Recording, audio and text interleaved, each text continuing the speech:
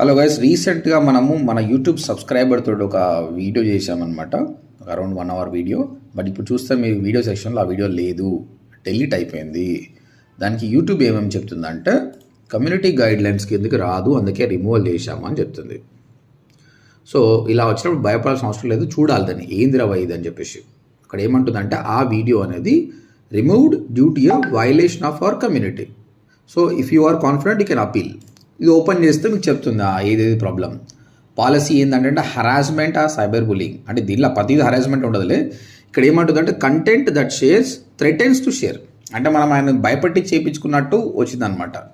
But customer is విల్లింగ్లెస్లీ open చేసిన, అంటే వాళ్ళ పర్సనల్ ఇన్ఫర్మేషన్ని బయట చూపించొద్దు. కానీ వీఆర్ ఇంటూ డిజిటల్ మార్కెటింగ్, నేను అన్నీ క్లియర్గా ట్రాన్స్పరెంట్గా చూపిస్తేనే వర్కౌట్ అవుతుంది అనమాట.